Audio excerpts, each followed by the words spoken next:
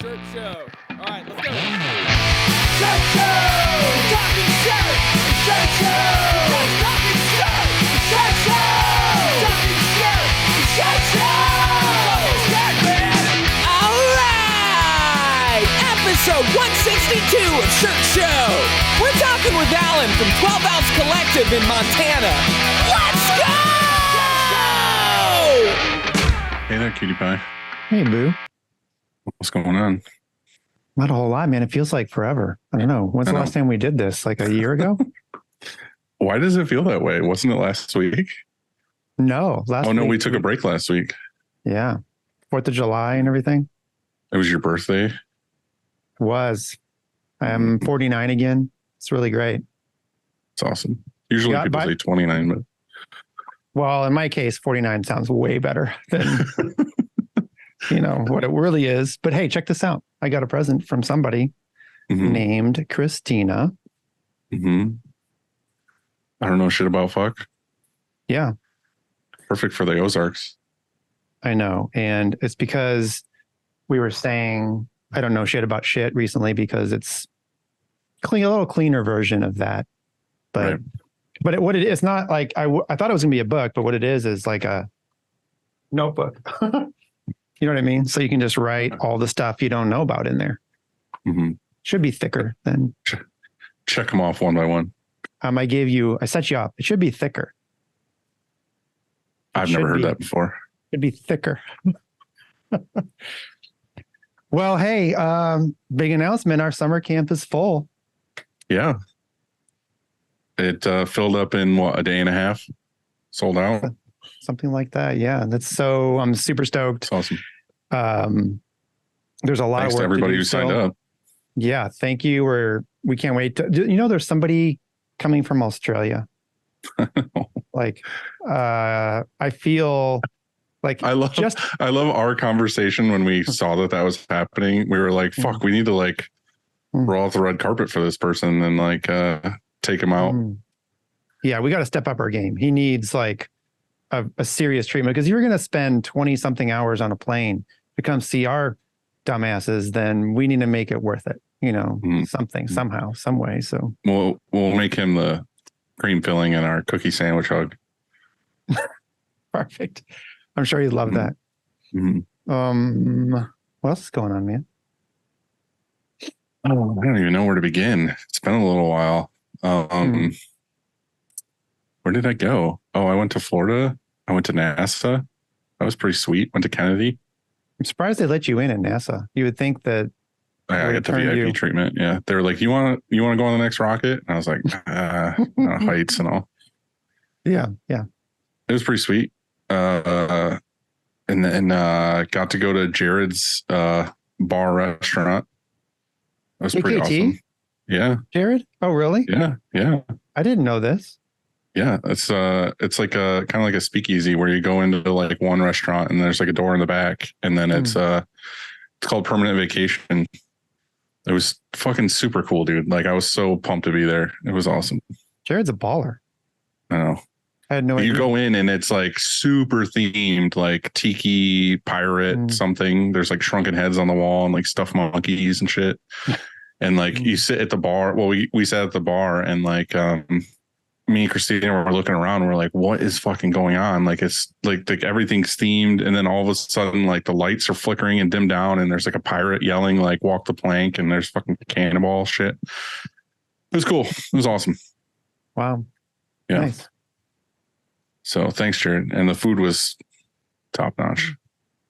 This week, a little bit of last week, and then also this week, finally have our backup compressor hooked up, wired up, powered up, and in line. So check this out. Let's say our main compressor goes down. We just close the valve and then turn on our backup compressor and open the valve. And then it feeds this same the hub, I guess. Main line. Yeah. And then it goes everywhere.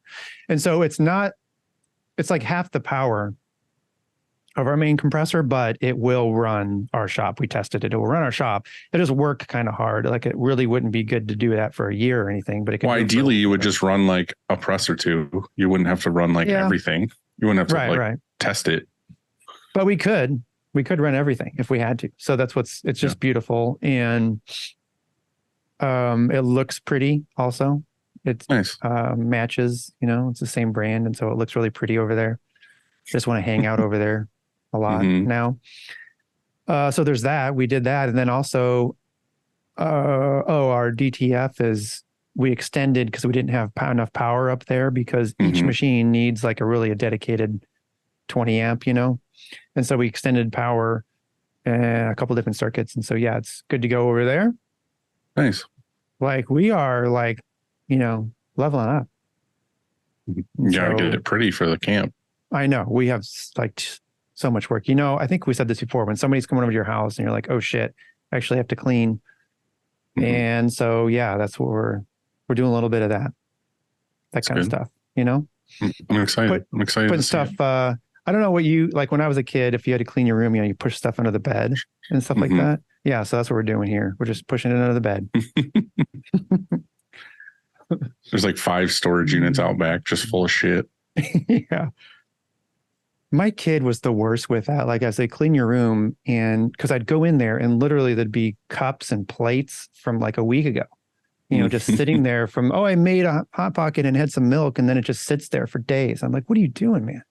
You ever go to that kid's house? You ever go to that kid's house and there's like piss bottles in the corner? No. I've done that. I've gone to a friend's house and there's like shelves, like the messiest, like you can't even see the fucking floor. Like just shit everywhere. There's like a gaming chair. This is back when it was like, like the first Xbox or whatever, like in high school. And then you look and there's just like, dude, there's so much fucking garbage in here. And like fucking Gatorade piss bottles. I was like, I can't be in here. I can't do this. You call your mom to come pick you up? Yeah, I'm like, please come get me. No joke. Like we were good friends, but no joke. There was a time when I came to his house on the weekend and I was like, you know what we should do this weekend for fun? Clean your fucking room. And we did that. So, well, I think it's a sign of a true friend, I think. I was just going to say that's a good friend right there. You see somebody's weakness and you help them out. Obviously we chugged the piss bottles, spiked lemonade, but Well, dude, anything else? Any other news? I don't know. I close on my property on tomorrow. Okay. So that lake property that I bought, I get to actually close. Funny thing is I went up there this past weekend with the kids and was looking at it. And me, like I love mowing lawn and stuff like that, like yard work. And I get up there and the grass is like just high enough where it's like it'd be super gratifying to mow. It's like probably like a good like 6-7 inch blade. And I'm like, oh God, this would be so fucking satisfactory. So I texted my agent, which is also my friend, and I said to her, I was like, hey, can you contact the current owner and ask him like if I can start mowing? Because like I would love to just like start mowing this. And I had to wait like a day, and she got back to me and she's like, well, he said he'd like to give it one last mow before he sells it, before closing. And I was like, you son of a bitch. She's like, I guess he's into mowing. And I was like, yeah, that's why I asked, because I wanted to do it too. So I went after I left there that night. I needed like I want to get like a brand new, like nice mower and weed eater and everything I need. I might go buy like an Amish shed and put on the property. So for like the next year or two before I build the house, I can just go up there and like mow and take care of the property. So that night I went online at like Home Depot or whatever, and I bought a Milwaukee weed whacker, and I got with the weed whacker, I got the blower that you have. Oh hell yeah. Like the electric leaf blower. So it's a electric weed whacker too? Yeah. You're saying, it's like shares, super beefy.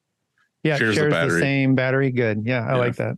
I love so we have at home I have the Milwaukee. Here we have the Ryobi. And it's pretty good too. Its battery is bigger and heavier, which is kind of a thumbs down, but it blows pretty good, dude. Yeah. But I do. I love I don't know, something like, you know how when you get your system and you just stick to it, you keep buying those things. They get you, like they sell you that battery. Oh yeah. And then you're hooked. Well, the other thing is too, the battery costs just as much as the fucking tool itself. So in fact, they at Home Depot right now, they had those Ryobi days or whatever, where if you buy a battery that you can just get a tool like for free, because they're garbage. But it's because we just bought an impact driver, and then we were going to go down there to do that deal and buy the battery and then pick out the driver. But they had a 2-pack, like a driver and a drill, came with a battery and a charger. And it was just as much as buying the battery. Yeah, it was $99. And so it was like, boom, got it. And so nice. Yeah. Also too, in my building, well, it's me and then Lindsay with the craft store. And then after that it's like a big area that's like, she sells like refurbished furniture and stuff. It's like very like, like white lady store, go in and buy fucking knickknacks and all that stuff. Mm-hmm. And she was talking to me. She was like, we really need a new coffee shop in this town. And we have like Dunkin' and that's it. We don't have like a home, walk in and sit on your laptop kind of coffee shop. She's like, oh, we should do one on Main Street or whatever. And I was like, why don't you just put one over there? And I was like, what you should do is you should set it all up like nice coffee shop in the area because she has room for it. And I was like, why don't you make the tables and chairs that you sell, like the stuff that you've refurbished, and then people can sit in it and be like, oh, I really like this chair. And then like, that's smart. You can actually buy the chair that you're sitting in. Yeah. So she's doing it, and she's one of those people that's like gets an idea and is like, yep, I'm doing it. And like her dad came in and is like literally making the whole coffee shop. So we're going to have like a legit coffee shop in our building in like 2 weeks. So too bad you awesome. Don't drink coffee and well, I do get lifetime supply of free unsweet iced tea. That was part of the deal, part of the rental agreement. So I'm pretty pumped on that. Yeah, exactly. Good job there. But other than that, I don't think I have too much else. I mean, just work stuff, boring, screen printing, sales, bullshit. We don't want to talk about that. You are bipped or doing pretty good, like running presses? It's the same old bibbage. Nothing crazy. It didn't pop a little bit after the 4th, like on Monday, a couple days ago? It's the same. It's like we have enough work to work. Like, it's not like we're like, oh yeah, sale. It's like, yep, sale came in, another sale came in. Like enough to fill the schedule and work, but we're all like casual. You know what I mean? Nothing crazy. We are doing a couple projects like in the middle of trying to redo the website, and I hired someone to help with making some landing pages and funnelish things and doing some Google ads and stuff like that. So we'll see how it goes when it's all done. But it's that time to start buckling down on that shit. So agree. Yeah. Well, you know what time it is? It is it's time to stretch. But before we do our stretch, we gotta can't forget to hit the button. Bring it on in. Frank. That was an uppercut. Did you see that? I did. It's awesome. Yeah. Stretch it out. My sweaty pits. I just got back from a walk. Dilly, it all starts with the screen. Oh. Sorry. No, you're right. It all starts with a screen. It does. And whether it's new stretches or restretches, Frank and his team do it the best. To find out more, go to graphicscreenfashion.com, FFFFF. Rank.com. Or greatfuckingscreens.com. The best fucking screens. Just talked to Frank yester Monday. And because I needed some emulsion and I couldn't decide to send him a pallet of screens, and then he restretches, puts emulsion on there, sends it all back, or if we just get like a case for now because we're running low. And so he sent me a case. Chromaline, Chroma Blue. Cleaning screens is no fun, but EasyWay makes it way more funner. Their line of eco-friendly chemicals will make reclaiming screens a whole lot easier. Check them out at easyway.com. EasyWay. It's the easiest way. For sure. We did it I at the same just time. ordered a bunch. I just ordered a bunch of Supra. Oh, that's right. You use Supra. Mhm. Totally forgot. 701 and Supra all day, baby. 701 and 500 all day, baby. Baby. A little different. Look, if you or your art department could use some love, then you need to go to 1-900-HOTStuff.com and get in touch with Nick or Lucas Lucas. at Graphic Source and let them run your art department so you can focus on running your business. Some of the greatest people. All of these people are some of my favorite people in the world. They're going to be at the camp. Mm-hmm. Next, we have Chromoline, and choosing the right emulsion for your shop is complicated, and that's why we love them. Go to chromoline.com to watch Kev's vids or contact him on Instagram at the Emulsion Guru and get the answers you Need. and want. Mm-hmm. And just talk to Kevin, his fucking voice of an angel. Yeah. It's just so sweet and soothing. But he's on vacation quite often, so you got to catch Always. him. Yeah. He's in Florida. He's at the lake. He's got a nice family, and he likes spending time with them. Because he's a good man. But he'll ignore them for a little bit if you've got a problem, and he'll jump on the phone. Any chance he gets to get away. Yeah. Hey, you know that if you're not using DTF or screen print transfers in your shop, then you are a fucking moron. Mm-hmm.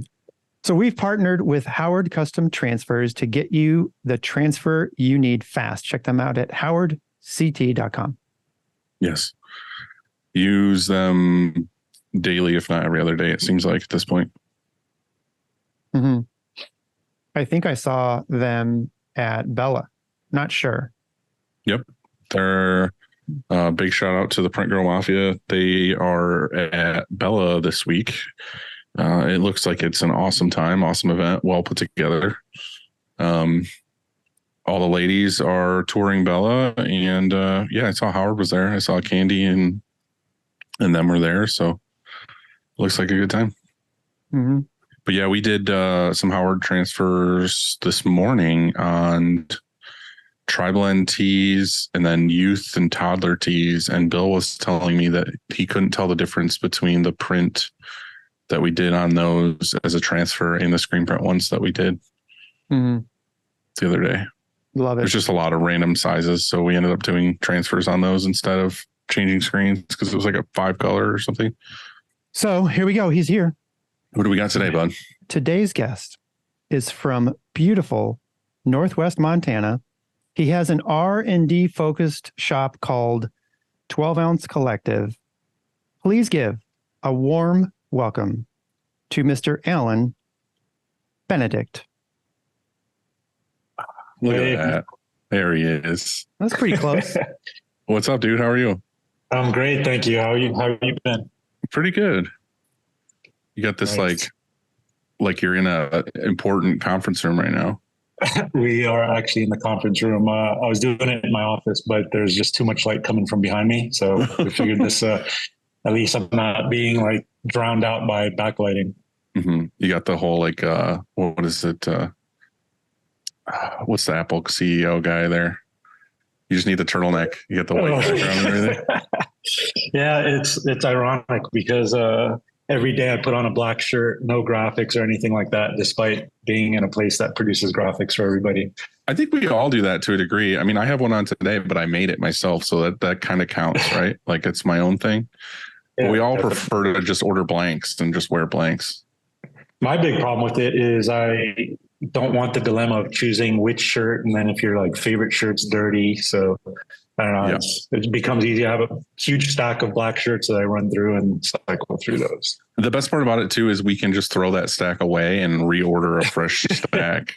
Yeah, actually, they end up in our bin, and that's what we test with, or at least it contributes to the testing we do. They all smell like you. Now I'll wash them first. But thank you for having me on. I appreciate the opportunity. Wanted to thank you guys, thank Nick Wood and Richard Tilley for help kind of making this thing happen. So thank you guys. Looking forward to this chat. Yeah. Speaking of those guys, how do you know Nick and also I guess Richard?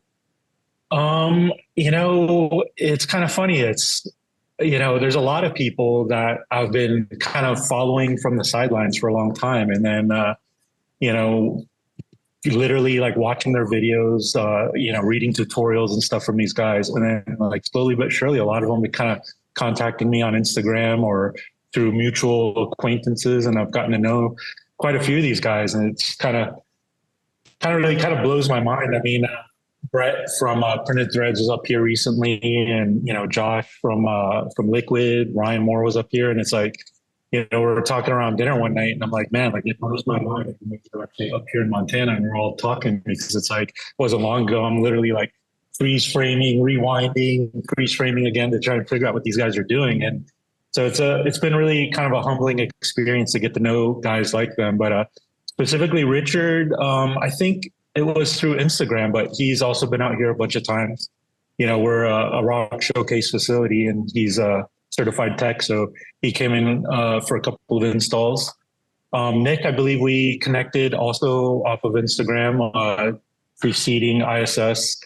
We started talking more regularly, but I'd reached out a couple of times. We were looking for a little bit of assistance with some digitization. So he ran some tests for us. But it's just kind of, I guess, word of mouth, opportunities like this to kind of talk about some of what we do and how that's sort of been a catalyst to meeting other people and kind of exploring different techniques and processes and ideas. So it's all kind of come from that kind of thing, real organic. Yeah. How did you guys come about? Like, how did you get into it? Because it seems like now looking at it, like you said, it's kind of like testing and the ROQ facility and all this other stuff. So how did you get into it? I mean, it's been a whirlwind. My background is actually in offset print production. So I kind of come at screen printing as, I guess, a bit of an outsider, and it's kind of rooted in how we've approached a lot of the screen printing we do. But I've done like 15 years worth of offset print production, specifically file engineering and going on press and all of that. So I'm very familiar with that side of things. And granted, at its most fundamental, it is not the same, like offsets, rooted in the idea of oil and water not mixing. But then again, there is a tremendous amount of overlap. So that sort of largely informed my approach to screen printing. And then as far as what we're doing here, I mean, I started with a P12, from ROQ. I guess it's kind of a story that I've heard quite a few times from other people is, dealing with screen printers, was just really unhappy with what I was getting, with the way I was treated. And, in a perfect world, maybe I would have had a 40-inch Heidelberg on my production floor, prohibitively expensive, but I really enjoy the reproductive process. So, kind of did my due diligence, again, watching a lot of videos, and I really appreciated sort of the way ROQ was positioning in the market, their warranties and all of that. So that's what brought me to them. Then along the way, kind of met guys like Don Newman from Stretch Devices, who has a very similar methodology that I pursue with what we're doing. In fact, it was amazing to learn Don is the only person in the screen printing industry to win an offset print award. So, it's a lot of hours. Anybody who knows Don knows, you can spend a lot of hours talking to him, but specifically because I have a deep understanding of, offset print production, particularly when it comes to pre-press and file engineering. We hit it off really well. And then what made you want to go from offset to screen printing? I mean, to be honest, it's because 40-inch Heidelberg, last time I checked, is $7 million. That doesn't even include the support equipment for it. So I couldn't afford to chase it like that. But I knew I could scratch that itch by getting into some sort of reproductive process. And at the end of the day, more people, get up in the morning and put on a t-shirt than crack a book or a magazine. So from a business standpoint, even though it wasn't really a business plan initially, I bought that P12 really because I wanted to explore concepts that were in my head and see how much of the ideas I was never able to realize with offset, how those could be translated into screen printing. So I started with this P12 out of a shop. I had roughly 3,500 square foot shop on my property up here in Northwest Montana that I figured was well suited for that. And I started just kind of going through and doing these sort of experiments and these small projects for myself. And then my old life, which is previous to what I was doing here, I had an agency, like a boutique agency out of New York City, that we specialized in demand creation strategy and a lot of creative services, specifically like go-to-market assets centered around medium format digital product photography, a lot of studio still life type stuff, which is sort of the step before going to print. So spent a lot of time with a lot of very well paid, very celebrated photographers going on photo shoots and kind of seeing what was going on there. And then taking what was going on there and translating it into offset. So that was my life before all of this. And then just kind of got burnt out on it, decided to kind of enter a new chapter in my life. So we had shut down a studio that that I had opened for 15 years in downtown New York City to move to Montana with the intent of kind of semi-retiring. Started kicking off some ideas for some t-shirts, my own little brand through 12oz Profit that I've been doing, mostly again, kind of more zine and book related projects, but also always wanted to do t-shirts. It made sense and just kind of struggled with it. So, found myself in a position to invest in a P12, just to kind of go down my own creative rabbit holes and maybe kind of rehash some of the ideas that I had and kind of kick off this little brand I was doing. And then it just kind of grew out of control once my old life sort of caught on to what we were doing out here. Your old connections kind of wanted to get involved. Yeah. So, for the most part, Nike Inc. bought out our capacity for almost 15 years. Nike Inc. is the parent company of Nike. At the time, it included like brands like Cole Haan, Converse, Umbro, and a lot of other brands. And we were specifically tasked with their Tier Zero programs, which is their aspirational product and key doors of key markets. Largely started in the creative services side, like I said, the kind of go-to-market assets, which were occasionally video, but mostly studio still life. So for a long time, the better part of 15 years, anytime there was a photo that didn't have a person in it, largely it came out of our studio, especially stuff you saw on a lot of these cool guy websites like Hypebeast and at the time Slam Hype and all these sort of hype blogs. I love you call them cool guy websites. So yeah, we did that for a really long time. And then it became like a lot of things more about the politics. And I just wanted to kind of stay rooted in the sort of execution side of it, which was increasingly difficult at the level we were operating on. So I decided to sort of wind down the studio and it was, downtown New York, like the middle of Soho, and wanted the exact opposite of that as kind of this next chapter in my life. So I moved to Northwest Montana and then, I got into screen printing. Seems like a big difference. Yeah. I had some exposure to screen printing way early on. I was a full merit scholar at the Rhode Island School of Design, and coincidentally, the very first person I met at RISD was Shepard Fairey from the whole Andre the Giant Obey fame. Mm-hmm. So I had a lot of opportunity to assist him in screen printing back in the day off of, I believe it was a 6-color manual. Beyond that, my only experience was like in high school, like, bootlegging punk rock t-shirt, Deca print in the garage where, the blow dryer trying to get stuff to cure.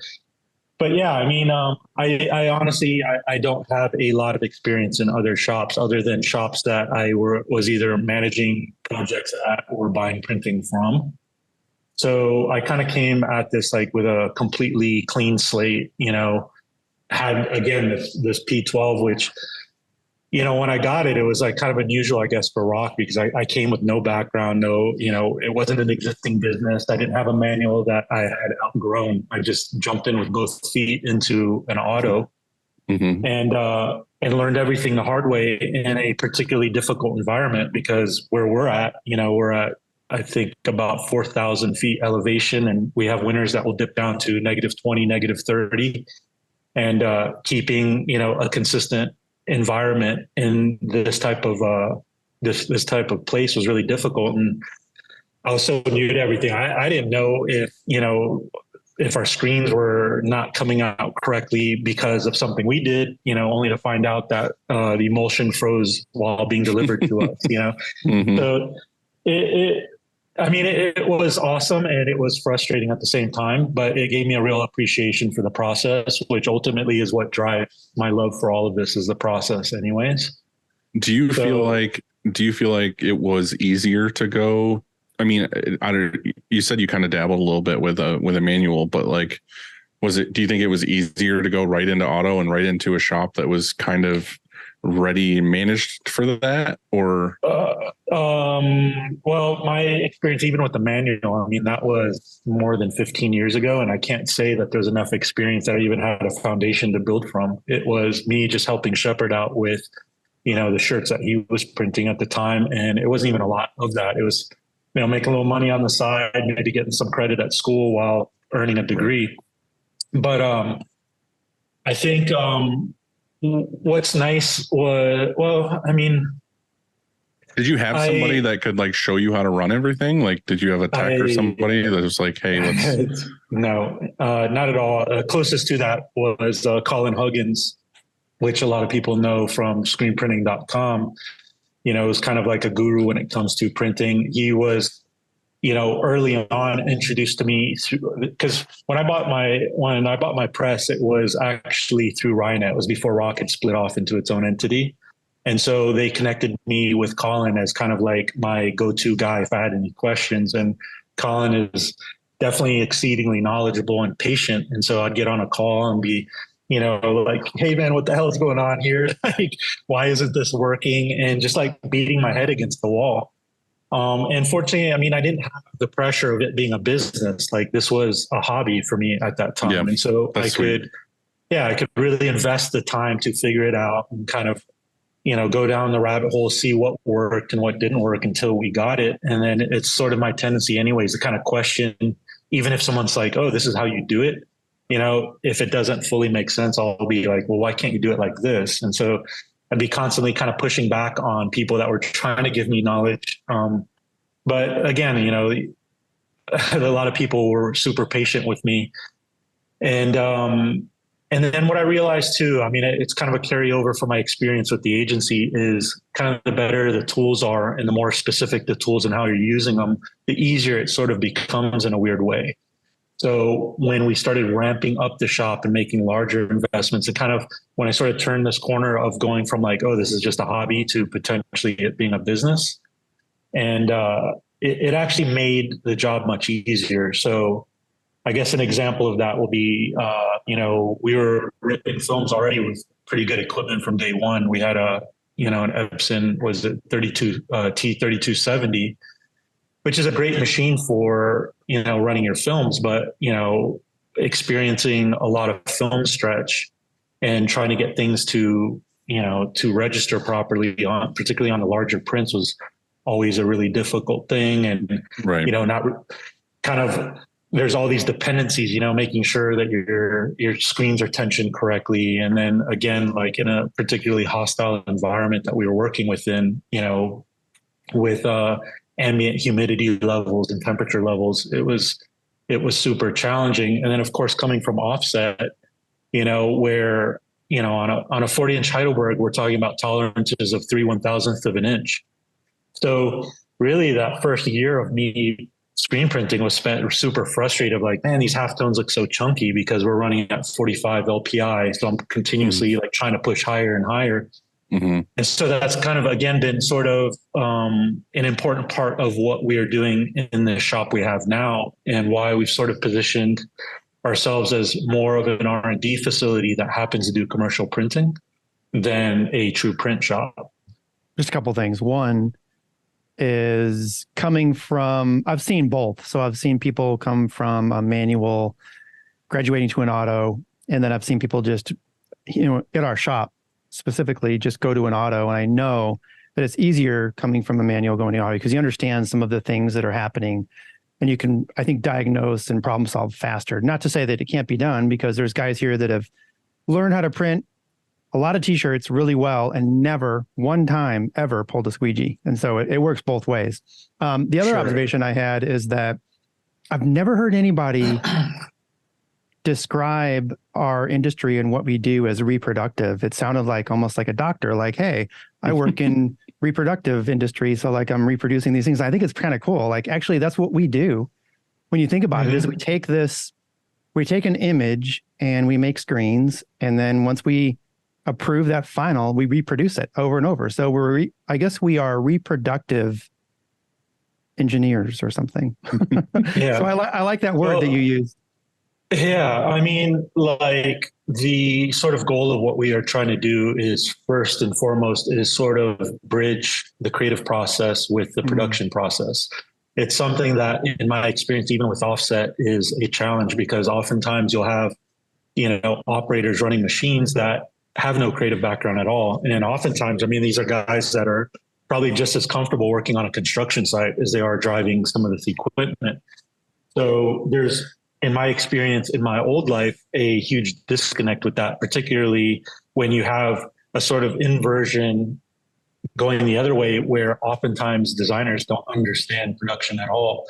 And so they're attempting to realize a vision that sometimes can't even be done, at least not in the process that is being chosen.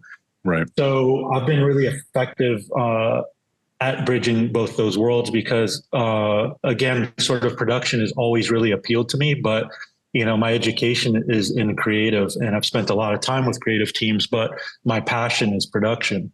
So we've been able to kind of bridge that gap, and sort of with offset, a lot of the success came from, understanding production and having a particular technique that I was very interested in showcasing and working back into a design for that technique that could best showcase that technique.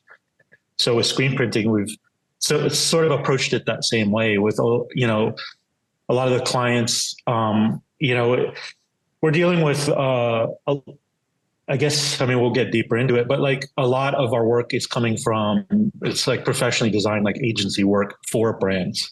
And so it's a lot of investment Are they coming to you with stuff that they can't normally do somewhere else? Is that where the R&D part of it comes into, where you're like, I think I can make this work and let me play around with it and figure it out?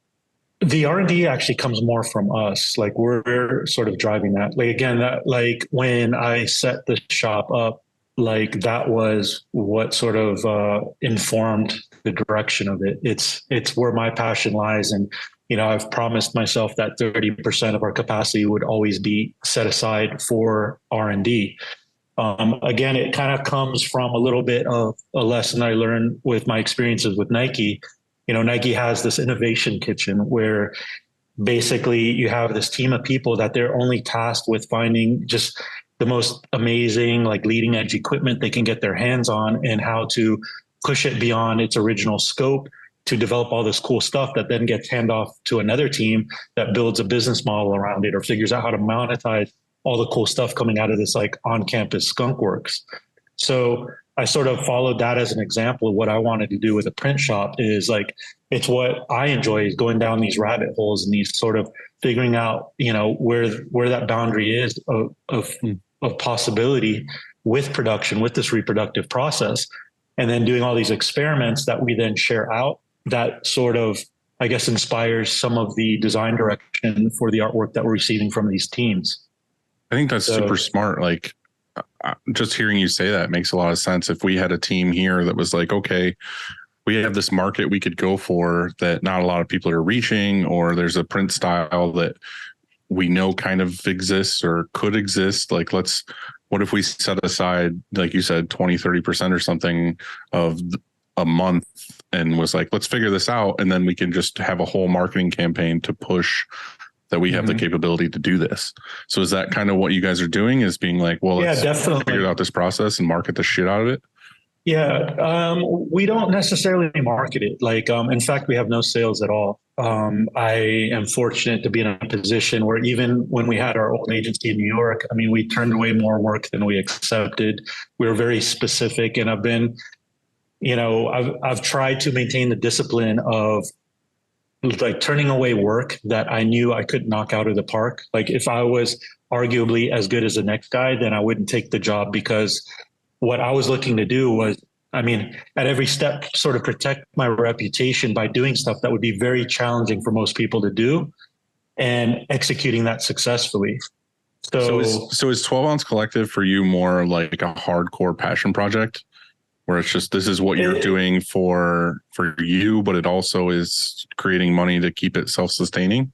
Yeah, I mean, like with the investments we've made and just kind of our operating expense, like it has to be viable as a business. But, I am definitely fortunate to be in a position that, we are well funded and I mean, as a screen printer, I'm sure even you recognize that there's probably easier ways to make money than printing shirts. And so, yeah, like it is part passion project, but it is a viable business. Like it has to work. It's the only way it's going to grow. But we also have ancillary revenues that sort of contribute to the business that I guess is kind of unique. It's unexpected. We are moving towards, for a variety of reasons, moving towards actually setting up vertical manufacturing here in the United States so that we can get around using open market blanks. So as is, probably 40% of what we're printing is custom programs, largely out of Canada, some stuff out of Portugal. So, that also fuels like this sort of requirement to really elevate what it is that we're doing, because the blanks are very expensive that we're printing on. But the idea being that kind of the early conversations I had with ROQ is like the bottleneck with printing to me is really the canvas that we're printing on and not so much the tools or the techniques. I feel that, the first problem you can solve is buying the equipment. That just takes money, and money can be challenging, certainly. But, if you're savvy enough, you can find investors, you can take out loans, you can do what's necessary to buy the equipment. That's the easiest problem in my mind to solve. After that, it's the talent that's actually driving the equipment. That is, in my mind, more challenging. But ultimately, the bottleneck is really the canvas we're printing on. And the analogy I've always used is like, if you have a paintbrush and you're trying to paint on glass versus painting on burlap, that's two different experiences, two different results. And that's something that I recognized early on. I mean, when it comes to offset, the substrate that you're printing on has a profound effect. It's a much larger part of the conversation than I see with screen printing. So that is something that I'm looking to solve for. And that's something I have a ton of experience with, even on the screen printing side. So, again, being able to print on sort of these custom manufactured blanks has definitely helped that along. But what we're looking to do is to actually create our own blank from scratch and create the perfect surface to be able to print on. What are you finding is wrong with the current blanks? Like, what is it that you don't like? Okay, well, taking a step back from answering that question directly. So as an R&D facility, we are actually official partners with both Saudi and Zytron. Zytron's kind of a new name in the screen printing industry because they're actually an offset RIP system that we were working with Zytron to sort of translate the workflows and kind of creating a more targeted tool for screen printing, starting with this sort of offset RIP system. That coupled with Saudi's LTS system, which we have here, like our everyday workflow is we're imaging at 1270. We're using unconventional line screens, which we're resolving at the equivalency of 110 LPI. That is our everyday workflow. We're almost finished linearizing at 2540, which will easily push us at about 145 LPI, which is offset, resolutions. So when you're imaging at resolutions like that and can actually hold those dots on a screen, then that means that even on a relatively tight knit, we are capable of laying dots that are smaller than the space between the scaffolding in the knit of that garment. So you want a shirt that's going to hold the resolution that you will want to print, not the other way around, of like you're only doing the resolution that's available on, say, like an everyday blank. Right. Okay. I mean, when you if you look at most knit under magnification, like you're looking at anywhere between 40 and 60% error, right? So, by printing on a very coarse knit, like crappy sweatshirt, for example, how difficult it is to bridge the ink across the valleys in that knit. And so at the, as you go up in resolution, like those become more significant hurdles in the reproductive process. Yeah, but don't you, So I think with apparel decoration though, isn't it diminishing returns once you pass, let's say 55, 65 LPI? I mean, most t-shirts are viewed from like 6 foot or whatever away. And so you're not up close anyway. What point do you stop, you know? I've been hammered throughout my career at diminishing point of return on those investments. Absolutely. Well, to answer that a little bit more specifically, is part of what's informed some of that journey has like, I fell in love with ROQ's Hybrid. It is a beautiful piece of equipment, and I had a sort of different perspective on how to implement it than initially ROQ had. You know, we've been working closely with them, and they've sort of, I guess we've sort of both kind of come to center a little bit, but they're definitely more amicable to the position that I've held on the Hybrid, which is not to treat it as just a digital extension to facilitate the process of simulated process reproductions, but rather to be able to use it as a way of creating a reproduction that you literally cannot do any other way.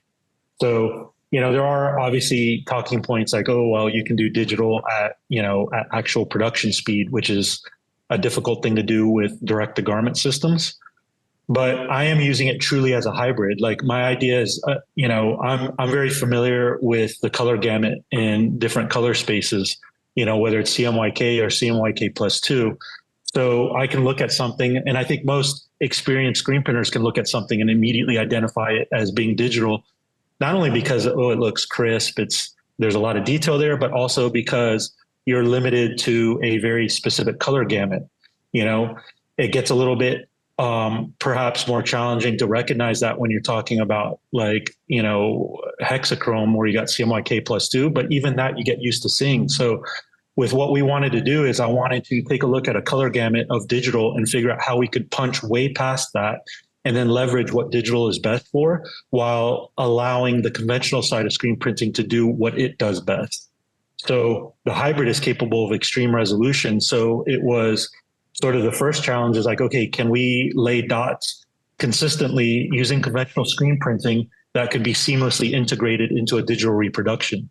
So that's where we started with this whole thing, which sort of required us to get those dots to that level of resolution so that we could do that. So the T thing was a bottleneck in that you couldn't get to that point of what you wanted to do with the hybrid because you didn't have the surface that you were looking for.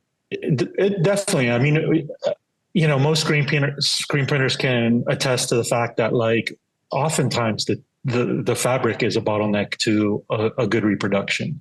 You know, sometimes it's just getting your whites to lay down nicely. Right. You know, there's a lot of things that are sort of informing these sort of problems that you see on press, but that was definitely one of them. I mean, when it came to screen printing, the first thing that I challenged myself with trying to master was how to lay as beautiful a white on black as I could.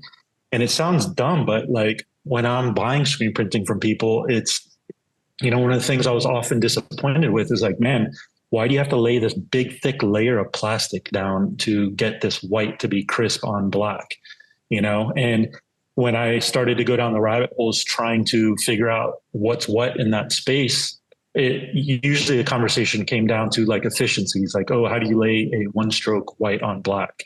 You know, whereas for me, I was like, you know, how do we create, you know, as beautiful a white on black as we can? Because that sort of is to me one of those fundamental sort of foundational skill set when it comes to screen printing in general, because of how that translates into properly underbasing color as well. So, which is funny stuff sort of. Yeah, it's just funny that you bring it up that way because that's literally what we were trying to do. That's why we made a summer camp that is already happening and sold out to do exactly that, like to talk about the foundation and just putting a good white on black tee. So what were your findings in that? What was it that kind of was the aha for that for you? Based on my specific experience in this environment, part of it had to do with the screens, a large part of it. It's in fact how I stumbled upon like the retentionable screens, you know. I guess it's like it's like almost painful to talk about it, but like the fundamentals are so critically important. is, I, early on in this process, Colin Huggins kind of used this sort of adage that I heard a lot in offset, which is, it's profoundly important, where it's small problems compound at every step to become major problems on press. Yeah. That becomes particularly important with offset, because offset, is so costly to run that frequently, like when you're on press, like a lot of these facilities will have condos on campus because they can't afford to hold up production for the 15 minutes it takes to drive across town to show up and sign off on something. So I guess that kind of experience being sort of, burned into my experience, I really kind of have been mindful of that when it comes to screen printing. And, specifically, it's like, all right, well, if these screens aren't tensioned correctly, trying to hold the registration is impossible, or you have to do all these stupid cheats with your, off contact and everything to, kind of stretch that screen to kind of close in a gap that you're seeing. And, anybody who's done that knows that you end up chasing your tail forever and ever before you finally pull the plug and go redo your screen. Now, kind of having these long conversations with Don about, minimizing deflection and kind of understanding the pressures and understanding, your open area and sort of how these, he's always referring to them as capillaries, and kind of really understanding the nuance around that and how that plays into achieving as good a print as you can is just so critically important. And unfortunately, I don't see a lot of people really kind of hammering away at that. I'm pretty new to all this, so I'm not one to kind of tell people how to do things, but from my experience, I would encourage everybody to really, really focus on these sort of fundamentals, because they will pay everybody back in spades as far as the quality of their prints and just how much frustration they'll save themselves by just getting those fundamentals correct. I really love this episode and the last episode we did with Dan, like having people basically have an entire career in one space and then come into screen printing and have just an open mind into what we do. Like, you come into this now of the offset world and all these super detailed things that you have to do for offset, and to come into screen printing and be like, why the fuck are you guys doing it this way? You know what I mean? Really, not trying to sound shitty, but you come into it and you're like, because we're just so used to doing the same thing that we've always been taught, the same thing that we've always been done and all of our friends are doing and whatever.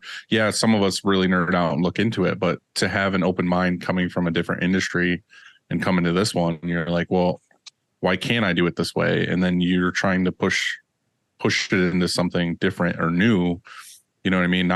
Nobody that I know is trying to do what you're trying to do with that high of a line, and to be able to mesh it so easily with digital and making a blank that works for that. It's all super interesting and awesome. I definitely want to. How many shops do you think are open to change? Like for real, just put a percentage on it really quick. Number.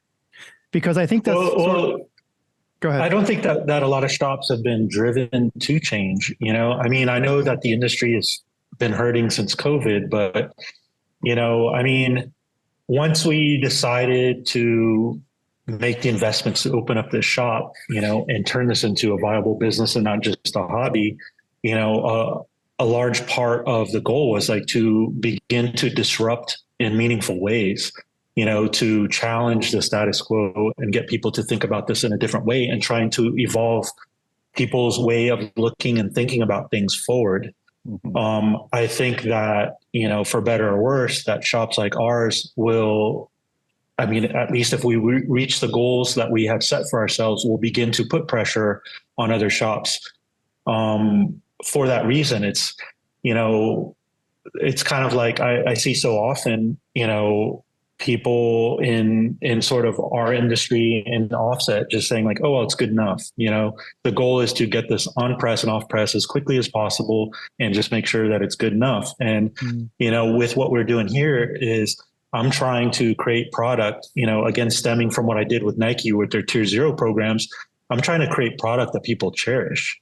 In fact, that sort of underlies even my point of view on sustainability is, it's no longer a conversation to talk about how this is going to end up in a landfill. If you're creating a product that is so cherished that it oftentimes will sell for more on the secondary market than it did originally when it was sold. That one shirt that you just love to death, that you've worn it over and over till it's practically falling apart, and then you tuck away into your drawer because you just will never part with it. Like, to me, that is, I don't know, from my point of view, a more viable approach to sustainability. And it is just much more fun. Like, this should be like fun. Like, it should be stuff that you can really be proud of, that you love, like this idea of these kids camped out because they just have to get their hands on this shirt. So oftentimes the brands that are attempting to do that kind of stuff, or that have the momentum or hype around them to have that sort of dynamic, are doing it largely through marketing. So as that becomes more and more competitive, they have to actually provide something more tangible, more meaningful to do that, which means a differentiation at market, at retail, with their product versus everybody they're going up against. So as far as, the way I think about things, the conversations I have with ROQ is like, from their perspective, they shouldn't be thinking necessarily as a screen printer as their end user. Like, the end user is the kid who is parting with their hard-earned money to buy that shirt. The screen printer is sort of the middleman in that relationship. So if you begin to put pressure on, or rather, you could put pressure on the entire industry by putting tangible evidence of what is capable as far as reproductive process, like these beautiful shirts. Quo, yeah. Yeah, so that these kids are like, man, like, look at this shirt. Why don't all shirts look like this? And then they start to sort of put pressure on brands that, like, hey, like, I'm going to stop buying your stuff because at the end of the day, you guys have awesome marketing, but your shirts suck. And so they stop buying it and putting dollars in other people's pockets, and then eventually have to go back to screen printers and say, hey man, you know what, I'm starting to lose business. How can we get our shirts to look like those shirts over there? So they run to people like ROQ or MHM, M&R, and say, hey, we need solutions to that. So yeah, I think that's an easy problem. I think that, I think one of the takeaways from what you just said is that what's tried and true, because we start off and we have this business and we figure out how we print, like our way of printing, let's say. And then that gets us to somewhere, a level of success, let's say. And I think what we settle in to, like, getting used to that, in other words, and then to change costs money, and to change maybe is risky because you're used to the success, you're used to this certain way of doing things. And so I think what's most difficult and challenging for shop owners is to break away from that and do some of those things. And yeah, you're right. Other shops are going to be pushing that boundary, and it's going to, the kids are going to want that, as you put it. But, and what we are doing, or I say we, I'm including myself in this, didn't suck before. Like, that was great, at the time. But now all of a sudden times have changed. And so, like the saying goes, you adapt or die. And that's what's really tough, because most shops or most shop owners get comfortable and they don't want to change the formula that worked. And so how do you, I guess part of it is in your head thinking, like you just said, a certain percentage of your work should be pushing,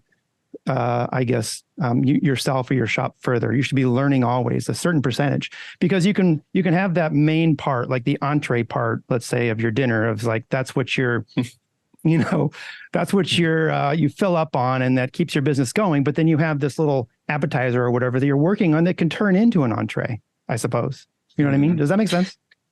Yeah. The other thing too, it's like every now and again, I'll bump into someone who owns a shop, like traveling or at some event. And it's like, it's always surprising to me the number of times I hear about, like, oh yeah, I opened a shop just because somebody was selling a press and I bought it. And, I started printing shirts for my job or for my school or my team, and suddenly they have a business. And that's great. More power to people to have that sort of entrepreneurial spirit. But in terms of actually driving the industry, like really driving these sort of techniques, like pushing boundaries, like, I don't know. It's not for everybody, but it's what drives me, and it's what we are attempting to do. Right. And I think that anybody that has that sort of drive, that passion, they'll figure it out. We see it's been, going back to a conversation about meeting some of the people that I watch, like Lee Stewart is a great example of that with what he's done, is like a dude who puts in the fucking work, gets it done, figures out on his own, gets it done, funded, even if it's like monetization through a YouTube channel or product reviews or whatever. Like everybody has that opportunity, but this dude is actually not just like talking the talk, Right. but actually making it happen. So I think that it's those kinds of individuals that to me make it interesting. His approach is much different than mine, but it works for him, and it also sort of elevates what I'm doing in ways. It inspires me, even if I'm walking a slightly different path. Like I really appreciate that sort of challenge, and it's something that frequently, even Josh, when he was out here, was asking me questions and seemed kind of a little bit like hesitant to ask me questions. And I made clear to him and made clear to everybody, ask away. Like I'm happy to share. Like I kind of hope that people start adopting some of these methodologies that we are pioneering over here and push them further. That creates that pressure, because I don't want to be complacent down the road. Like I don't want to say, oh, well, we mastered this, we don't need to push any further. I want to be excited by what everybody is doing. I want to be the kid, like, hoping I can get my hands on that shirt because the shirt is a work of art. Well, the cool part is that if you share your knowledge and how you leveled up things, and then someone else takes that, they might have an idea or something that you didn't think of, and then they level it up, and you're like, fuck, now I gotta like get to where he's at, and then the whole thing kind of goes up. So they think that's like our biggest takeaway from like doing the podcast and all this other stuff and sharing is just like it elevates everybody to be like, well, now we're not just a garage printer or someone who just prints shirts for the local school or whatever. It's like, well, I got inspired by so-and-so to do this because they showed me how. And then now I can take my info and level that up and level that up and level that up. So I feel like I've seen the industry grow so much over the last, like even couple of years, like 10 years or whatever, because people started sharing everything and figuring new ways to do things. And it's like, I know there's digital and all this other stuff that came into play too, but it's like, I feel like for years and years and years, it was the same shit. Like we just came in, we printed shirts the way we print shirts and whatever. And then now it's like, just even listening to the way you're talking about things, it's like, damn, now I need to look into fucking how my blanks are. I think that sharing knowledge is critical. And I think it will play an increasingly important role as we move on, because like when you go to trade shows like ISS, like it seems like the entire floor is just digital solutions. Digital solutions obviously are an equalizer. Like they are being positioned and marketed as such. Again, speaking to the early conversations with ROQ in regards to the hybrid and the now, is when you begin to level the playing field, then that means that you've homogenized the industry and what the output to that industry is, which means that then it becomes a matter of efficiencies, and efficiencies from my point of view is a race to the bottom. So what I'm looking to do is create a distinction with my audience, with my consumers, with my clients. And you're not going to do that with the same exact tool that everybody has, particularly when the tool has been like sort of streamlined to the point that it's like one button press and the thing just runs. So this is also what fuels our approach to craft, and why I'm looking to sort of really deep dive to sort of master these techniques and leverage equipment that is prohibitively expensive or prohibitively difficult to use to create a strategic advantage for what it is that I am executing here. So again, it's not for everybody. It is my approach. It comes out of the sort of tier zero world that I come from. And then likewise, we have other businesses. On our campus, we have 3 buildings. The first building is a company called Sway. It's almost a little bit challenged to describe what exactly it is, but it's a similar idea to what the screen printing is, which is, sort of leveraging all this leading edge like equipment and implementing them in unconventional ways to create something unique, and then backing into a business model from that. And then, so we do a lot of advanced fabrication on that side of things. We're a Markforged partner, so we have the ability to 3D print and tool steel and all this composites from Kevlar to carbon fiber and all of that. We do a lot of work on supercars, a lot of Lamborghinis and stuff like that. We have a really cool project that we're doing with Boston Dynamics right now on their Spot robot. That gives us a little bit of an advantage also on the screen printing side, and that like when we were like, I had some ideas in my head about how to sort of streamline the registration process. So we have engineers over there that can quickly engineer out a solution and then literally 3D print, rapid develop a prototype for that. But was that successful? We are still working on it. It is promising. It is not quite successful yet, but it is promising. Now, how involved are you in that business?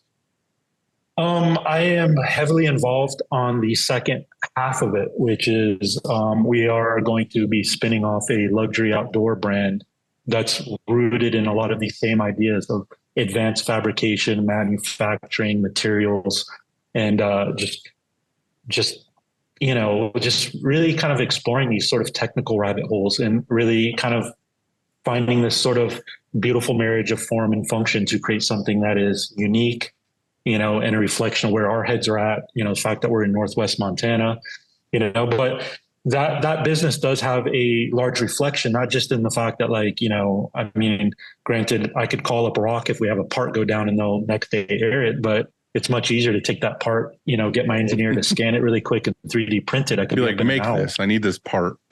Yeah. So screw customer service. Like, I'm just going to make it myself. We actually do stuff like that, but yeah, it is definitely a sort of unique situation, but it's awesome. Yeah. I can't even remember anymore where I was trying to go with that, but you mentioned a second ago though that this Sway event, you said there's like 4,000 people that come to it, and you live printed there off of your auto, and that's you don't hear that very often. So can you tell me like how that went and were people? Yeah. So did they see it and were like blown away? Like there's this automatic press and it's printing shirts. Like how cool was that? Well, it's the whole story behind it is funny. We came out of nowhere. We put up these buildings, and we live in Northwest Montana, and we're driving Lamborghinis around, which is unusual. Definitely was more unusual before COVID. And then we have this Spot robot walking around, and so in a community this small, everyone's like, "Yo, what the hell are you going?" And before long, there's all these rumors about alien abductions and all kinds of crazy shit that we're doing here. So it began as like us opening our doors and giving people tours and just letting them ask away and see what it is that we're doing to sort of kill off any weird rumors, because they have a tendency to go real dark really fast. Don't lie to me. Where are the aliens at? So it was started out as like an open house thing, and it kind of grew every year to what it is now, where now we have like live music and food trucks, and last year we opened up the 12-ounce building. We cordoned off like just past our bay doors and let people come in and watch us run our autos, like everything from automatic printing through to mechanical folding, like all of it. And, we had Richard out here being kind of like the MC host, like answering questions and, we actually live printed the event day t-shirts while it was going on. I think we did like every 30 minutes, we would spin the press up, run for 15 to 30 minutes, then kind of pause a little bit, clean out our screens, give everyone a chance to kind of catch up. So, we had over 4,000 people come through last year. So, awesome. We wanted to actually turn it into an industry event, and, definitely stay tuned, because hopefully by next year we'll have that dialed in. But yeah, dude, let's do it. Like Dylan and I will fly out. I was going to say, when do we just get to come out and tour the fucking campus? You guys are welcome anytime. We'll connect on that. But yeah, I've been kicking around ideas with different people I know in the industry about like seeing what we can do. Like, it's kind of an excuse to come to Northwest Montana. Like our facility is 15 minutes outside the west entrance of Glacier National Park. So it's a heck of a view. He's trying to tickle my fancy. He knows exactly what buttons to push. He said there's fucking aliens there. Now there's like beautiful hikes. So I guess I'm on the way. But yeah, like we're trying to kind of figure out what we want to do there to kind of turn it in as an excuse for everyone to kind of come out here and hang out for a few days or a week, and like for us to, have this sort of forum to be able to learn and ask questions and build relationships and again evolve forward together. Church show camp, spring camp. Yeah, There you go. There you go. I think we got our spot. But kind of going back to your question on why we're pursuing the resolutions is, for one, it's part of it is definitely passion, but part of it is really kind of seeing what we can do, because there is a difference when you see something that has been reproduced at 45 LPI versus 65 versus people typically will do simulate, or if they're good at simulated process might push up to 85 or 90. Like that increment in what you can see under scrutiny, particularly at each of those like intervals, it is that yet again when you're pushing up to 110 and above. And no doubt, like you are seeing shirts, oftentimes on somebody's back, maybe from 6 feet away. But to me, it's like, I want it to hold up even when you're, at retail, lifting the shirt up and really scrutinizing the shit out of it. And to me, it's like an exciting thought to sort of at least try to blaze new trails in terms of what detail you can hold, what processes you can reproduce consistently and successfully, and all of that. And part of it too comes from me, again, just sort of like challenging what I've been told is the number of times I've had people be like, you don't really need more than 45 LPI or maybe 65 LPI max, or the number of times I've had people roll their eyes when I mentioned like, stochastic line screen. But when I get deeper into those conversations with people and ask them like, why not stochastic? I know it's kind of like the old guard screen printers back in the 80s that were really sort of exploring it. And then for whatever reason, it never caught on. And I've had a lot of those conversations lately, and I don't understand why that is, because coming from offset, I understand the reason for a conventional line screen is when it comes to offset, most of the time you are reproducing something that human beings innately like recognize. Typically it is other human beings or food. So when you are reproducing a picture of a human being and the skin tone is off, it is very obviously wrong. Right. Same thing with food. With screen printing, uncanny valley thing with video.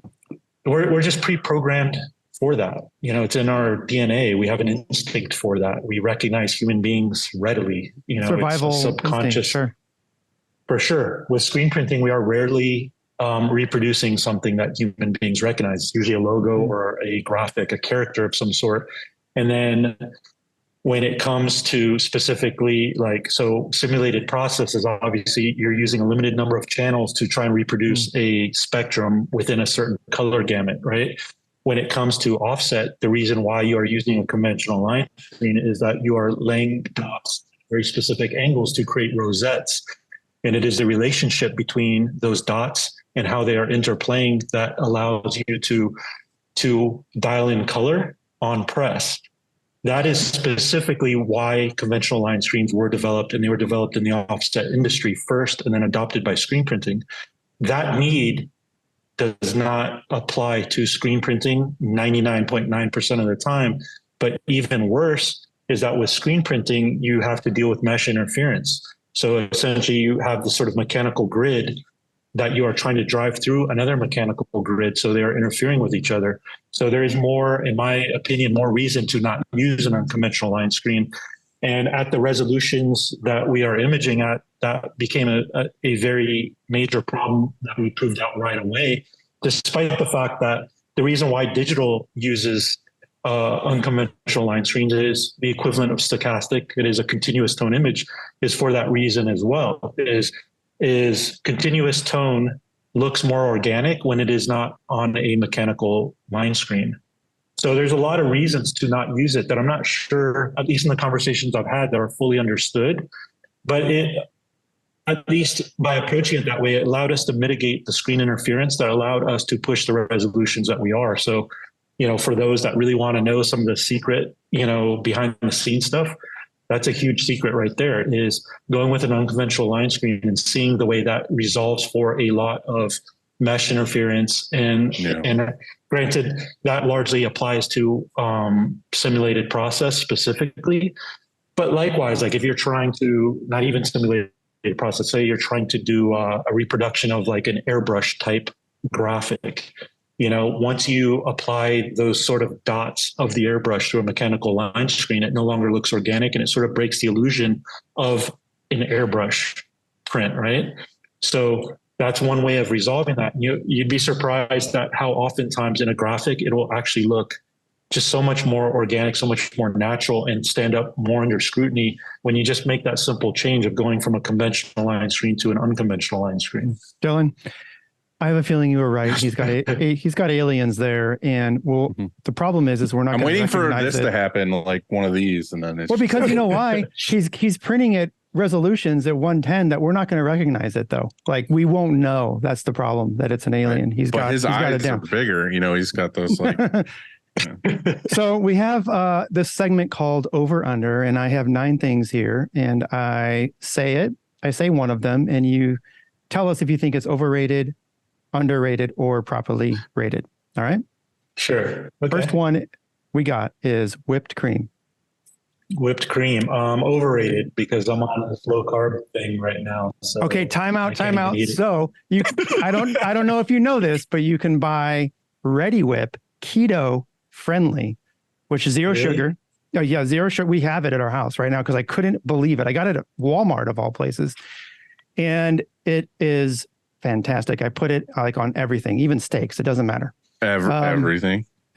Really? That too. So check out. Okay. Look up keto Ready Whip. Okay. I will absolutely do that. So it's underrated. Next we have battery powered blower. Dylan, I had this before we even talked about that. Yeah, really? Battery power. He's talking about like a leaf blower. Mm-hmm. I do not have experience with it, so I don't know if I can rate that as over or under, but I do live on 21 acres, and I know that the battery-powered weed whackers suck. I just bought one literally like fucking yesterday. Yeah, they just can't, with the weeds we have this big not for 21 acres. You'd have to have like a I'm not going to use it for 21 acres, but if I have 2 acres, it's fine. But also, yeah, we have a lot of thistle. I don't like I have a DeWalt battery powered weed whacker. It sucks. So I bought a gas powered one. So I'm going to have to go with overhyped on that one. You needed to. All right, hold on. Let me argue this real quick. Yeah, first of all, it's because you got DeWalt. You went yellow, not red. Second of all, I did some research too, and I ended up going. It actually ended up being, was it Consumer Report or whatever that fucking thing is, where they go through all the different brands and say which is what. I went and looked at that too because I was like, I want a gas power just because of the power. I want to be able to knock down heavy weeds and shit without like having an issue. And I went back and forth, and it ended up being like really close to similar. And they said that gas was just like slightly a winner when it came to like the overall average or whatever. And my thing was, the thing that made me not want to go with gas is just because of most gases and all this stuff now with ethanol and everything else. Like, I don't want to use a gas powered thing for a year and then find out next year like the carbs are all fucked and everything else. Like, I'd rather just be like, all right, I'm just going to get the heaviest duty electric for my 1.5 acres of property and call it good. So that's why I went with the Milwaukee fucking Beeftown electric weed eater. So, well, I'm a huge proponent of the right tool for the job. So I assume there's definitely scenarios where it makes a ton of sense. But like, going to other power tools like a chainsaw, that's something that like I've grown to appreciate more and more, is a good chainsaw, because I live in a place where it takes like 6 to 8 cords of wood to get through winter. So not having to wrestle your way through cutting freaking wood with a crappy saw just sucks. I fully understand that. All right, next is auto squeegee washer. Auto squeegee washer. I mean, is there a good auto squeegee washer? Because I would love to know about one. There happens to be, one yes. of these crank ones. Yeah. You know what? I'm going to say that is under, because I would love to have one. And, we've automated reclaim here as well. Like we've actually, in fact, we haven't touched on that, but what we did was through automation, the goal was to figure out, what could be automated, and if it could be automated in a way that is better than what humans can do, so that we could free humans up to do what they do best that automation just can't solve for. But I'm going to go with under on that. But you're going to have to send me some links to that. I'm always looking for like cool new gadgets and stuff. And man, for sure. Yeah, M&R makes something called the Quick Clean, and I have one on the way. It's not here yet, but it is sick. So like if you can think of it in terms of sort of like auto developer, auto reclaim, those type of things, you can take a person that's spending 2 to 4 hours a day minimum, cleaning squeegees and flood bars too. And then all of a sudden it's automated. And what does that add up to during the course of a week and then a month and a year? And it's fantastic. And we can't wait. For sure. And, since we mentioned too, like since we're on retentionable and we're using specifically Newman's mesh, which is made by Saudi, I mean, it costs us quite a bit of money to get those mesh panels, the cost it takes to both tension and ultimately stabilize that. So in our reclaim process, like if we can sort of take human error out and avoid popping them because someone just dinged it against something, I mean, that's kind of what sort of helped fuel the desire to really dial in automated reclaim. So I know that when it comes to squeegees, it's definitely gonna be more forgiving than some of this delicate mesh that we're running.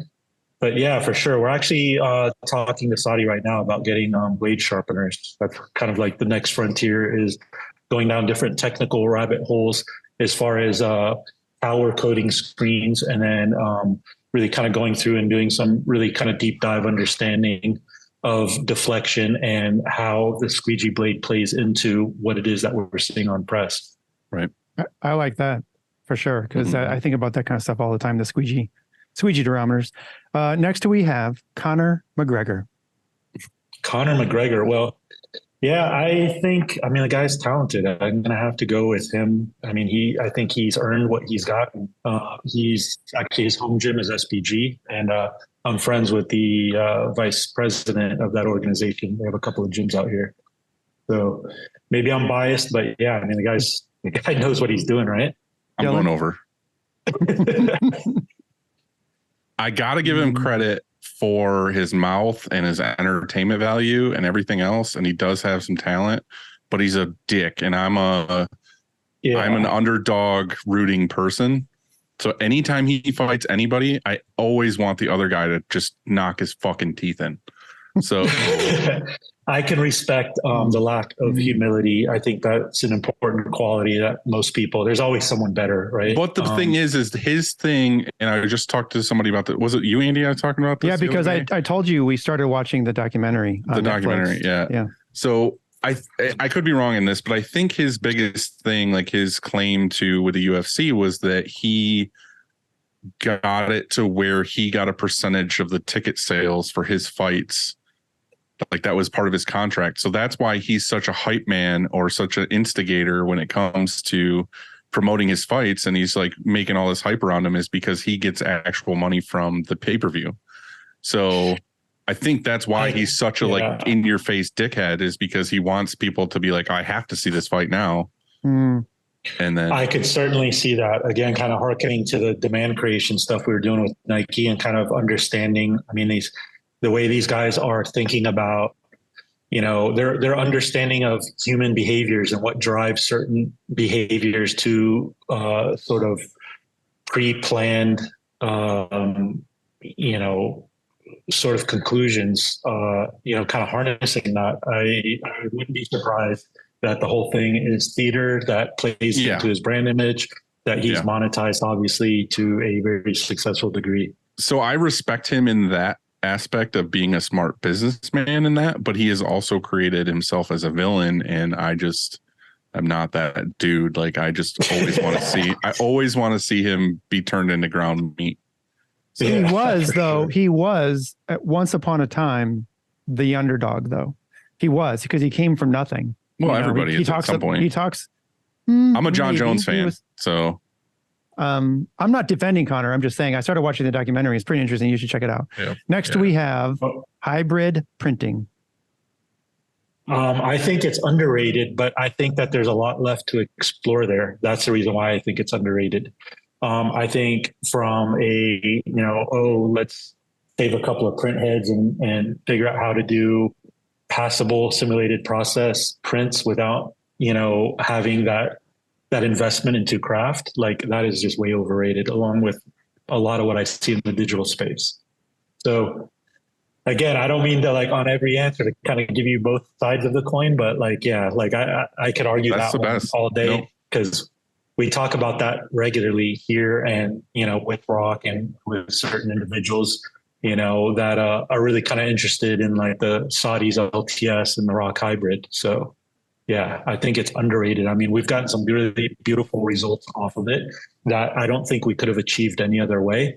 And it's not about cutting corners. It's about using it as a tool that is viable to create a type of execution that literally can't do another way. Nice. I'm with you. Good answer.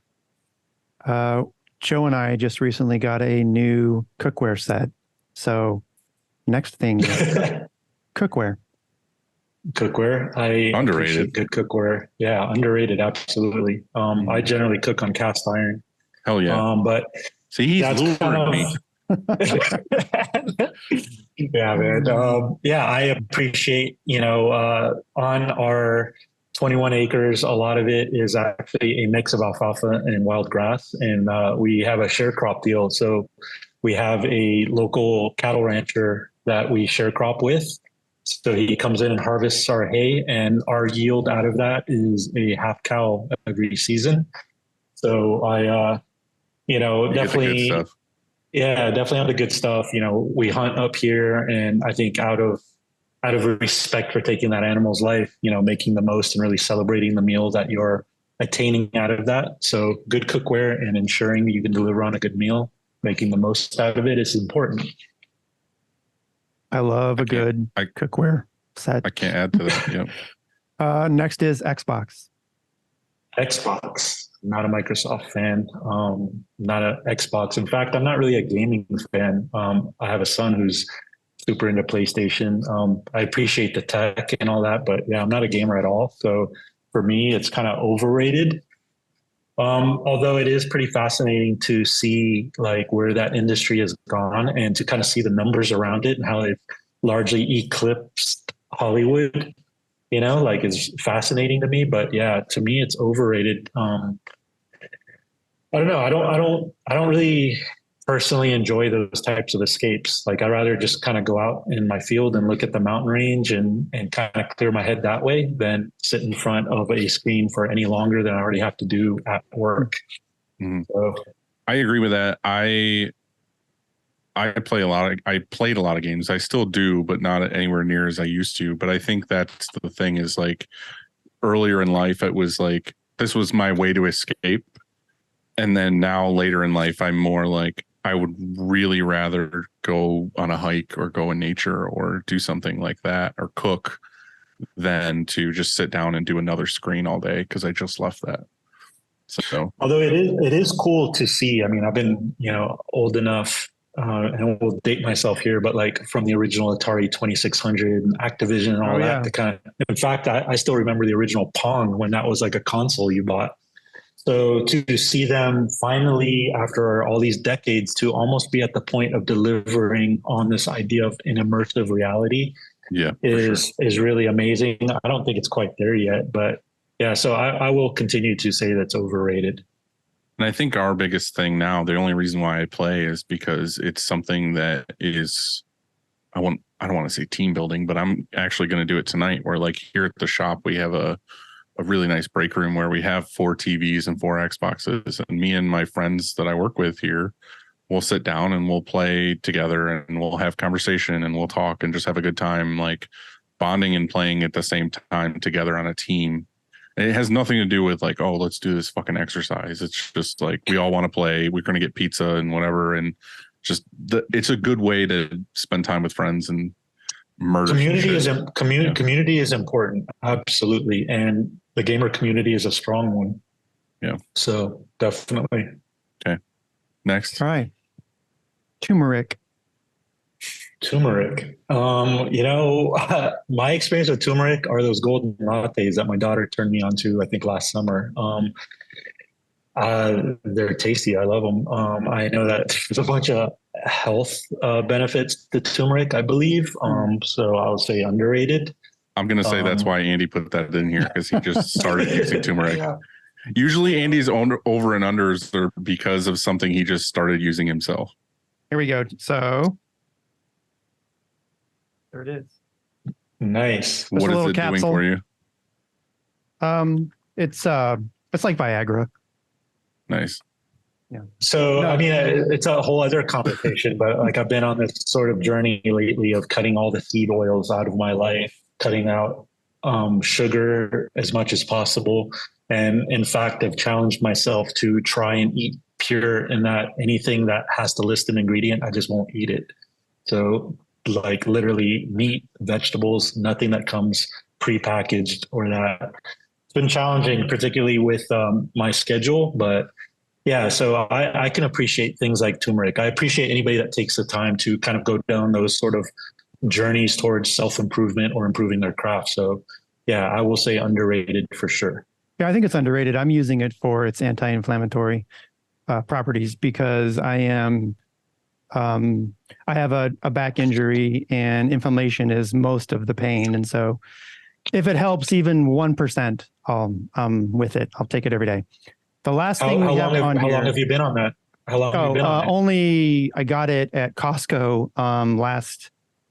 over the 4th of July weekend. And so it's only been like not even 10 days.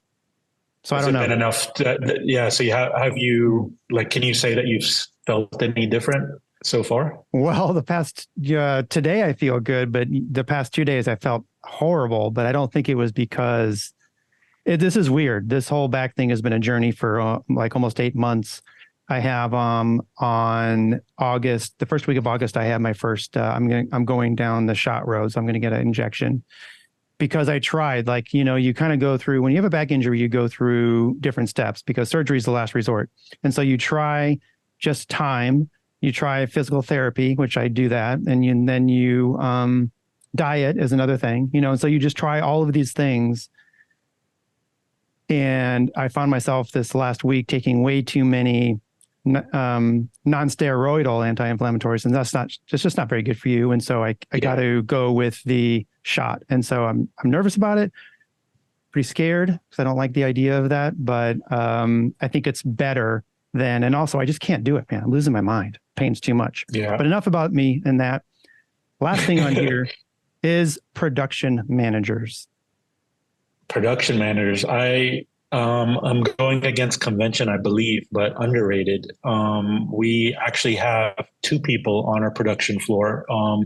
We have one person that specifically is in charge of logistics and human management. And then we have a different production person that is in charge of actual production. So somebody that I work with in terms of file engineering to press setup all the way through to ensuring the quality and consistency of what goes on and off press. So definitely underrated. Yeah. Hugely, massively, enormously underrated, in my opinion. It's interesting because I've also had conversations with other highly successful, prominent shops, and it seems like the trend is moving towards getting away from that. You could potentially consider like, oh, well, maybe it's a cost savings measure, but at least the feedback has been, what they've actually been more productive not having a production manager, which how so? Like, honestly, how would that work? I don't know how it would work. It defies convention completely to do that. But, I think that good leadership is important. And, like, I don't see how else you could do that. I know that my time is limited, and that kind of, as far as we get to sort of the end of this podcast, a lot of these ideas definitely stem from me, and I am potentially the person who's really kind of driving everyone, but I couldn't do what I do here if not for all the hardworking, talented staff we have. as well as a lot of relationships in the industry that I bounce ideas off of or ask questions to myself. But yeah, I mean, I do what I can to be a good leader, but I just don't have the bandwidth, particularly with Sway and some of the other, businesses that we have, to be eyes on 24/7, everything that we're doing. So having a sort of partner that is maintaining the interests and assuring the vision is important to us and how we run. Okay. I'm going to rephrase this question because we kind of talked about it a little bit here. Scott from King Screen says, how much has connecting with Richard Tilley impacted your life and operation? But I would just change that a little bit into how much has sharing and talking to other people in the industry changed your life and operation? Not just yeah. I mean, I'll answer both sides of that. Richard's obviously an inspirational human being.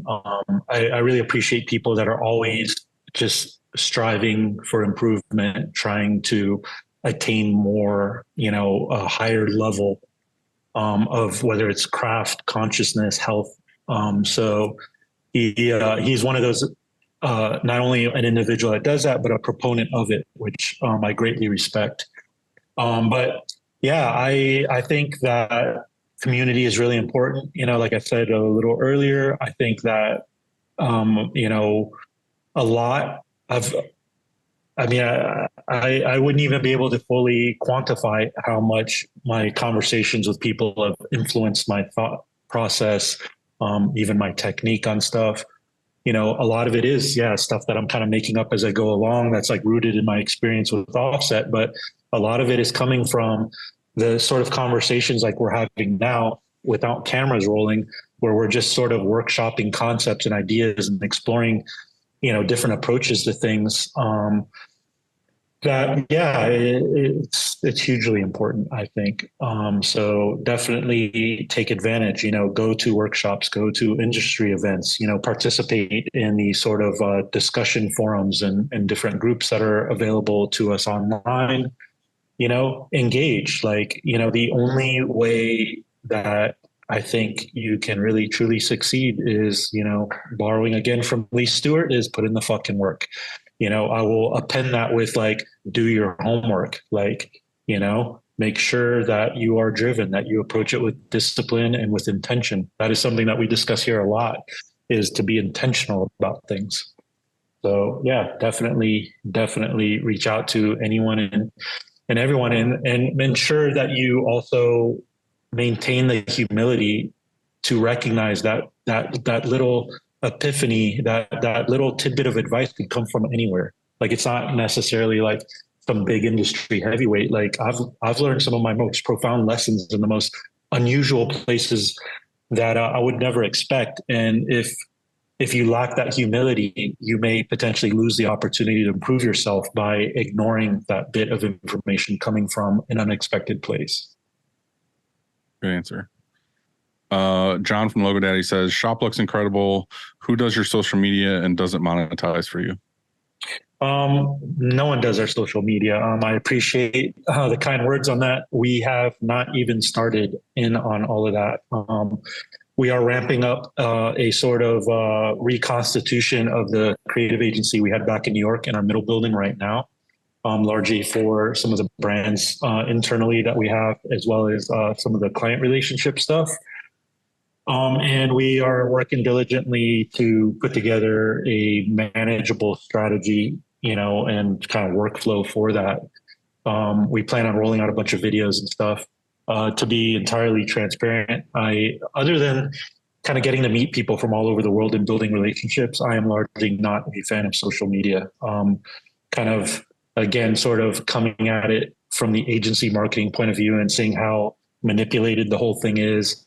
Yeah. I don't appreciate also having a platform middleman, the relationship and conversations between me and my audience or me and my consumers, particularly as heavy-handed as social media tends to be with their algorithms or with their sort of ideological sort of filtering of different topics.